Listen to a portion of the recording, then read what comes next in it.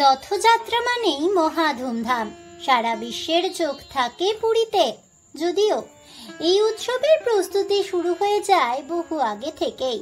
জগন্নাথ, বলরাম, সুভদ্রার চন্দন যাত্রার মাধ্যমেই নীলাচল ও অন্যান্য জগন্নাথ মন্দিরে রথযাত্রার আগের ধর্মীয় রীতিগুলি শুরু হয়ে যায় একসাথে। রথযাত্রার আগে গুরুত্বপূর্ণ অনুষ্ঠান হলো স্নান যাত্রা, আর এদিন থেকেই শুরু হয়ে যায় রথযাত্রার জন্য দিন গোনা। 108 ঘড়া জলে স্নান করে তীব্র গরমের পর শরীর শীতল করেন জগন্নাথ, বলরাম, সুভদ্রা দেবী। আর তারপরেই প্রবল জ্বরে কাবু হয়ে পড়েন মহাপ্রভু জগন্নাথ দেব। বন্ধুরা, রাত পোহালেই পালিত হবে এই স্নান যাত্রা মহোৎসবটি। জানেন কি স্নান যাত্রার তিথি কখন শুরু হবে আর তিথি কখনই বা শেষ হবে? এই স্নান যাত্রা তিথিতে কোন শুভ সময়ে পুজো করতে হবে জানেন কি? জানেন জগন্নাথ দেবের এই জ্বর লীলার মাহাত্ম্য কি? স্নান যাত্রা দর্শনে কি ফল লাভ হয়? স্নান যাত্রার সঙ্গে কিভাবেই বা জুড়ে গেল রথযাত্রা? বন্ধুরা, এই সব তথ্যই থাকছে আমার আজকের এই ভিডিওটিতে, তাই অবশ্যই ভিডিওটি স্কিপ না করে শেষ পর্যন্ত দেখতে থাকুন। নমস্কার বন্ধুরা, অজানার পথের নতুন পর্বে আপনাদের সকলকে স্বাগত জানাই। হিন্দু পঞ্জিকা মতে জ্যৈষ্ঠ মাসের পূর্ণিমা তিথিতে পালিত হয় শ্রী জগন্নাথ দেবের স্নান যাত্রা। জগন্নাথের ভক্তদের কাছে এটি একটি বিশেষ মাহাত্ম্যপূর্ণ উৎসব। মনে করা হয় এই দিনটি শ্রী জগন্নাথ দেবের জন্মতিথি। পুরীতে স্নান যাত্রা উপলক্ষে জগন্নাথ, বলরাম ও সুভদ্রাকে কলসি কলসি জল ঢেলে স্নান করানো হয়ে থাকে। জগন্নাথ দেবের স্নান যাত্রার দৃশ্য চাক্ষুষ দর্শন করতে এ সময় পুরীতে বহু মানুষ ভিড় করেন। প্রচলিত বিশ্বাস অনুসারে জগন্নাথ দেবের স্নান যাত্রা দর্শন করা হলে সমস্ত পাপ থেকে মুক্তি পাওয়া যায়। স্নান যাত্রা উপলক্ষে এ সময় অসংখ্য ভক্ত পুরীর মন্দির দর্শনে যান। স্কন্দ পুরাণ অনুসারে পুরীর জগন্নাথ মন্দিরে জগন্নাথ দেবের বিগ্রহ প্রতিষ্ঠার পরেই প্রথমবার রাজা ইন্দ্রদ্যুম্ন এই স্নান যাত্রা অনুষ্ঠানের আয়োজন করেন। স্নান যাত্রার আগের দিন জগন্নাথ, বলভদ্র বা বলরাম ও সুভদ্রা দেবীর বিগ্রহের একটি বিশাল শোভাযাত্রা মন্দিরের গর্ভগৃহ থেকে বের করে স্নান বেদিতে এনে রাখা হয়। এছাড়া তাদের সঙ্গে থাকে সুদর্শন চক্র। মদন মোহনের ভক্তেরা এই সময় জগন্নাথ দেবকে দর্শন করতে আসেন। শাস্ত্র বলছে যে জ্যৈষ্ঠ মাসের পূর্ণিমা তিথিতে স্বয়ম্ভু মনুর যজ্ঞের প্রভাবে জগন্নাথ দেবের আবির্ভাব ঘটেছিল। সেই কারণেই এই তিথিকে শ্রী জগন্নাথ দেবের জন্মদিন হিসেবে পালন করার নির্দেশ দিয়েছিলেন স্বয়ং মনুই। জগন্নাথ দেবের জন্মদিন উপলক্ষে এই বিশেষ তিথিতে তাই স্নান যাত্রা উৎসবটি পালিত হয়ে থাকে। জগন্নাথ, বলরাম ও সুভদ্রার রথযাত্রার ঠিক 15 দিন আগে স্নান যাত্রা উৎসব পালন করা হয়। চলতি বছরে অর্থাৎ 2024 সালে এই স্নান যাত্রা পড়েছে আগামীকাল অর্থাৎ 22শে জুন শনিবারে। স্নান যাত্রার শুভ সময় চলতি বছরে 22শে জুন আগামীকাল শনিবারে পালিত হবে স্নান যাত্রা। এদিনে জগন্নাথ, বলরাম ও সুভদ্রা দেবীর স্নান যাত্রার তিথি থাকছে সকাল 7:32 এই তিথিতেই পড়ছে জ্যৈষ্ঠ পূর্ণিমা বা দেব স্নান পূর্ণিমা। 22শে জুন সকাল 6:22 পর্যন্ত স্থায়ী হবে এই তিথি। যেহেতু 22শে জুন সূর্যোদয় পাওয়া যাচ্ছে, তাই উদয়া তিথি অনুযায়ী 22শে জুন পালন করা হবে এই স্নান যাত্রা। অর্থাৎ আগামীকাল অর্থাৎ শনিবারেই পালিত হবে এই স্নান যাত্রা উৎসবটি। স্নান যাত্রার প্রথা প্রতি বছর দেবস্নান পূর্ণিমায় এই রীতিটি পালিত হয়। জ্যৈষ্ঠ পূর্ণিমা তিথিতে স্নান যাত্রা হয় বলে একে স্নান পূর্ণিমা বা দেবস্নান পূর্ণিমা বলা হয়ে থাকে। মহাস্নানের আগে অবধি রত্নবেদিতেই অবস্থান করেন শ্রী জগন্নাথ দেব। প্রথমে জগন্নাথ দেব, তারপর বলভদ্র, বলরাম দেব, সবশেষে সুভদ্রা দেবীকে পুষ্পাঞ্জলি দিয়ে পুজো করেন মন্দিরের সেবায়েতরা। তারপর 3 ভাই বোনকে নিয়ে যাওয়া হয় স্নান বেদিতে। সুন্দর পট্টবস্ত্র দিয়ে ঢেকে জগন্নাথ দেব সহ বলরাম ও সুভদ্রা দেবীকে স্নান মঞ্চে নিয়ে আসা হয়। সেই সময় চামর ও তালপাতা দিয়ে 3 দেবতাকে বাতাস করা হয়। সেখানে মঙ্গল আরতি ও সূর্য আরাধনার পর 3 জনকে মহাস্নানের জন্য প্রস্তুত করানো হয়। মন্দিরের দক্ষিণ দিকের দরজায় রয়েছে কুয়ো। সেই কুয়ো থেকে 108 ঘটি জল তুলে সেই জলে স্নান করেন শ্রী জগন্নাথ, বলরাম ও সুভদ্রা দেবী। স্কন্দ পুরাণে পুরুষোত্তম ক্ষেত্র মাহাত্ম্য বর্ণনায় বলা হয়েছে, জ্যৈষ্ঠী পূর্ণিমায় শ্রীহরির স্নান যাত্রা দর্শনের ফলে অনায়াসেই জীব মুক্তি লাভ করে। এমনকি যদি কেউ ভক্তি সহকারে একবারও স্নান যাত্রা উৎসবটি দর্শন করেন, তার সংসার বন্ধন থেকে মুক্তি লাভ সুনিশ্চিত হয়, তাকে আর শোক করতে হয় না। জৈমিনী ঋষি স্নান যাত্রার মাহাত্ম্য বর্ণনা করতে গিয়ে বলেছেন, ভগবান পুরুষোত্তমের স্নান যাত্রা দর্শন করলে সমস্ত তীর্থসমূহে স্নান করার থেকেও শতগুণ অধিক ফল প্রাপ্ত হওয়া যায় এবং তাতে কোনো সংশয় নেই। স্কন্দ পুরাণে জৈমিনী ঋষি আরো বলেছেন, যদি কেউ আন্তরিকতার সাথে স্নানকালে ভগবানকে নিরীক্ষণ করে, তাদেরকে আর মাতৃগর্ভে বাস করতে হয় না।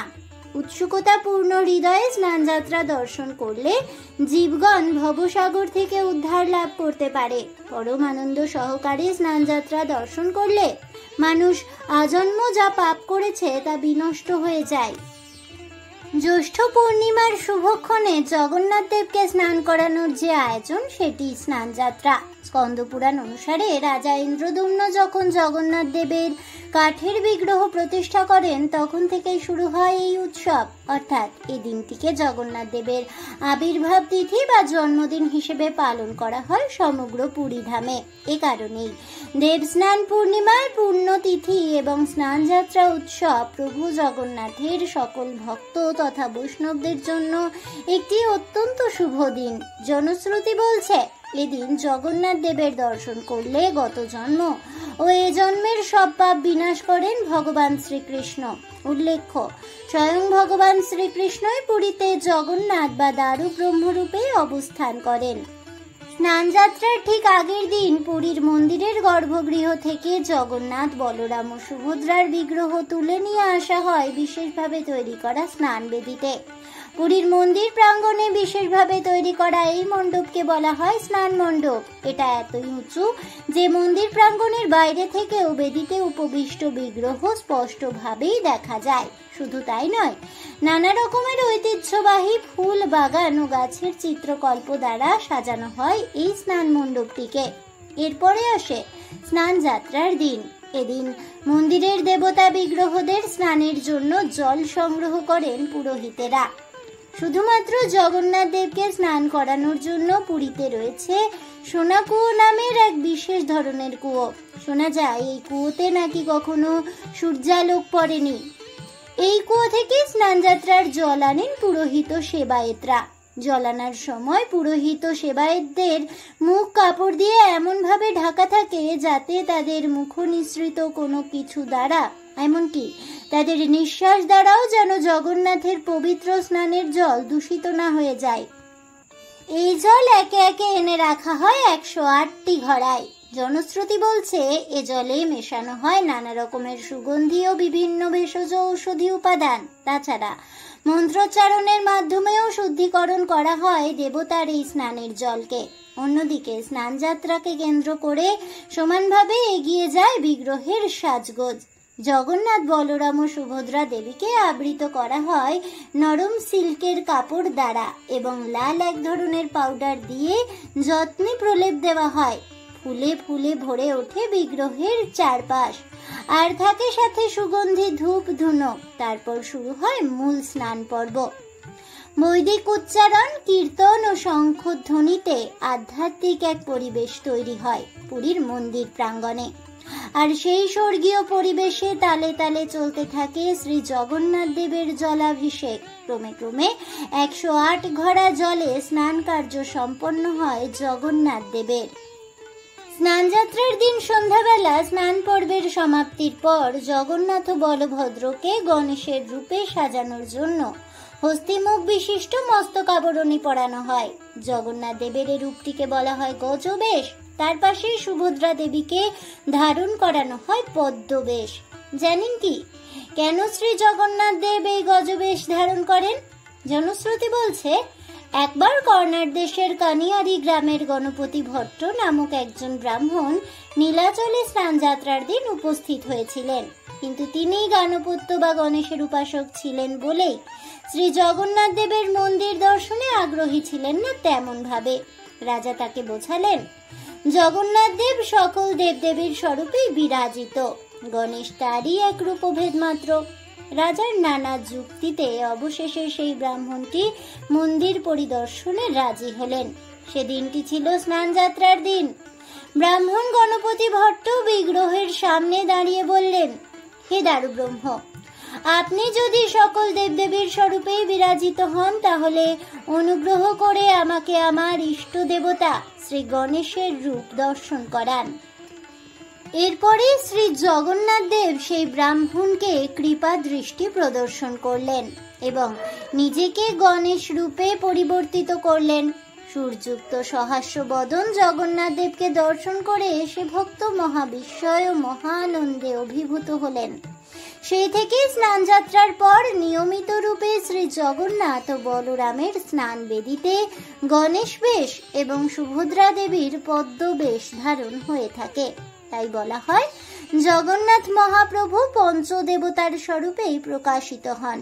শয়নে তিনি শ্রী নারায়ণ, গমনে তিনি শ্রী সূর্য, ভোজনে তিনি রুদ্র, স্নানে তিনি শ্রী গণেশ এবং রত্নবেদিতে তিনি আদ্যা শক্তি মহাবিদ্যা শ্রী দক্ষিণা কালিকা। স্নান যাত্রার শেষে প্রথাগত বিশ্বাস অনুসারে জগন্নাথ দেব অসুস্থ হয়ে পড়েন। 108 ঘড়া জলে স্নান করে প্রবল জ্বরে আক্রান্ত হয়ে যান তিনি। তাই এ সময় তাকে রাখা হয় রাজবৈদ্যের চিকিৎসার অধীনে এবং গোপন একটি সংরক্ষিত কক্ষে। জগন্নাথ দেবের এই অসুস্থতার পর্যায়টি অনাসর নামে পরিচিত ভক্তমণ্ডলীর মাঝে। এ সময় ভক্তেরা দেবতা জগন্নাথের দর্শন পান না কোনো রূপ। তাদের দর্শনের জন্য বিগ্রহের পরিবর্তে মূল মন্দিরে রাখা থাকে 3টি পটচিত্র। কথিত আছে, রাজবৈদ্যের আয়ুর্বেদিক পাচন খেয়ে এক পক্ষকাল তথা 15 দিনের মধ্যেই সুস্থ হয়ে ওঠেন জগন্নাথ দেব। তারপর 16তম দিনে দাদা বলরাম ও ছোট বোন সুভদ্রাকে নিয়ে রথে চড়ে মাসির বাড়ি তথা গুন্ডিচা মন্দিরের উদ্দেশ্যে যাত্রা করেন। আর এই মাসির বাড়ি যাওয়াকেই বলা হয় রথযাত্রা। শ্রী জগন্নাথ দেবের এই জ্বর লীলা আসলেই প্রতীকী মাত্র।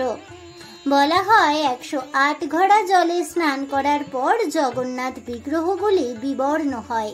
তাই মাত্র 15 দিনে জগন্নাথ দেবকে আবার আগের নতুন সাজে ফিরিয়ে আনতে হয় এবং 16 দিনে জগন্নাথ দেবকে আবার সকলের দর্শনের জন্য উন্মুক্ত করা হয়। আসলে জগন্নাথ দেবের অনাসর পর্যায়টি মূলত তার একটি লীলা। বলা হয়, এ সময় তিনি সকলের আড়ালে থেকে প্রত্যেকের হৃদয়ে ভগবানের প্রতি প্রেমকে আরো সমৃদ্ধ করেন বিরহের দ্বারা। 15 দিন পর যখন নবমূর্তিতে জগন্নাথ দেব নানা বেশভূষায় সুসজ্জিত হয়ে দর্শন দেন ভক্তদের, তখন সেই উৎসবকে বলা হয় নেত্রোৎসব বা নবযৌবন উৎসব। জয় শ্রী জগন্নাথ দেবের জয় হোক, জয় হোক বলভদ্র বলরাম দেবের, জয় সুভদ্রা দেবীর জয় হোক। এই বলে আমার আজকের এই ভিডিওটি আমি এখানেই শেষ করছি। তাহলে বন্ধুরা, আগামীকাল পালিত হওয়া স্নান যাত্রা আসলে কি এবং এই স্নান যাত্রা দর্শনে কি ফল মেলে এবং এই স্নান যাত্রায় যে জ্বর লীলা রয়েছে তার সম্পূর্ণ কারণ সম্পর্কে জানতে পেরে এবং স্নান যাত্রার প্রথা সম্পর্কে জানতে পেরে আপনাদের কেমন লাগলো অবশ্যই আমাকে কমেন্টে জানাবেন। ভিডিওটি ভালো লেগে থাকলে লাইক শেয়ার করতে ভুলবেন না। আমার চ্যানেলের নতুন বন্ধু হয়ে থাকলে চ্যানেলটিকে সাবস্ক্রাইব করে দেবেন। পাশে থাকা বেল বাটনটি প্রেস করে রাখবেন নতুন ভিডিওর নোটিফিকেশন পাওয়ার জন্য। দেখা হচ্ছে পরের ভিডিওতে। তাই সকলে ভালো থাকুন, সুস্থ থাকুন আর অবশ্যই সঙ্গে থাকুন আর দেখতে থাকুন অজানার পথে।